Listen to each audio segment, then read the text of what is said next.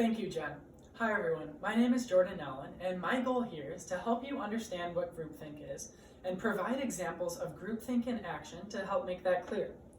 Groupthink is a term coined in 1971 by social psychologist Irving James, and it refers to the deterioration of mental efficiency, reality testing, and moral judgment that results from in-group pressure. Groupthink is described by Merriam-Webster as a pattern of thought characterized by self-deception, forced manufacture of consent, and conformity to groups' values and ethics. Roland Banato, a French economist from Princeton University, in his 2009 publication named Collective Delusions in Organizations and Markets, describes groupthink as collective illusions of control, collective resignation, collective overconfidence, and my personal favorite, willful blindness. Irving James, the psychologist I mentioned earlier, postulates various symptoms of groupthink, which were outlined in a 2008 article called Groupthink.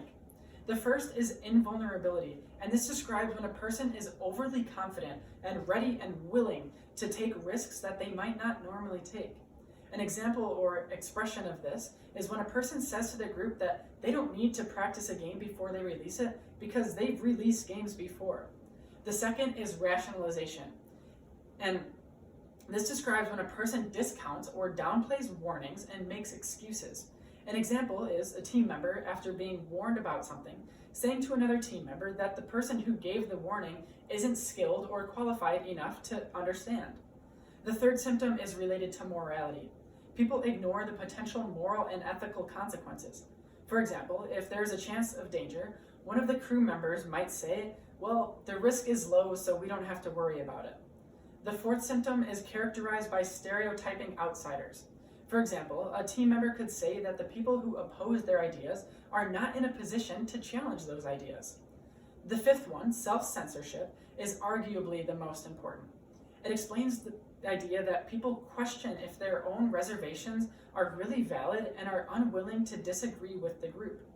An example of this could be when a person in a group thinks something is dangerous but doesn't tell the group because the safety manager said it was safe.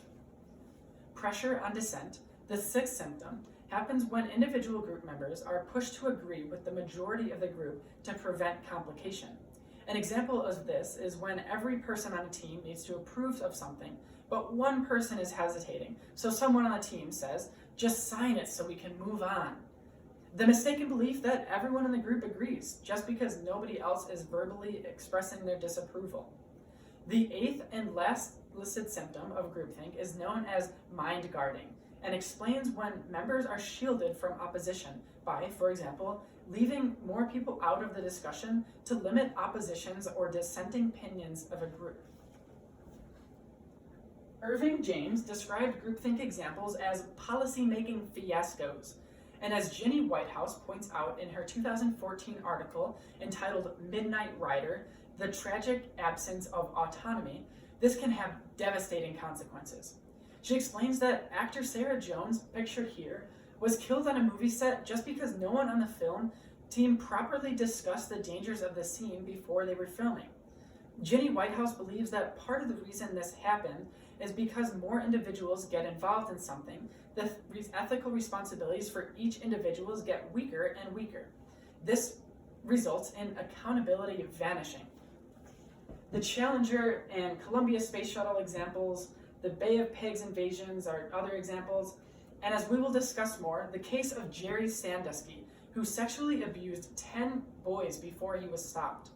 We think this happened because all of the people surrounding him were so worried about protecting their public image and standing out that they just didn't push along their concerns and demand punishment. In all of these cases, though, warnings were blatantly ignored or met with denial, evidence was reinterpreted, and the individuals who stood up to express their concerns were shunned.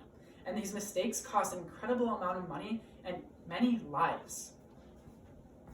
Some things to look out for include when group members ignore alternatives and go along with irrational ideas. This could indicate that they aren't really thinking things through. Structural flaws in the group, such as certain members having too much power. Volatile decisions that have high stakes and are risky because stress levels are higher in each individual.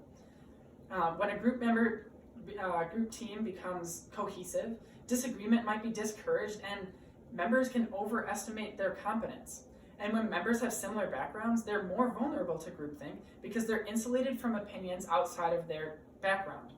The key to preventing groupthink is to notice it and make change, to be conscious of it so that you don't fall prey to these things. Some interesting information about communication theory in general. On the y-axis here is communication area, and on the x-axis is the percentage of communication theories derived from each communication area. According to author Jennings Bryant and Dorina Moran in their 2006 article entitled Theory and Research in Mass Communication, most of the communications theories used today are made in psychology and sociology, as you can see here. Media law and political communication fields are responsible for about 12% of today's references to communication theory. General mass communication is responsible for about 8%, and smaller fields include media technology, speech communication, media economics, and programming. Here's Brian to tell you more about corporate culture and decision making.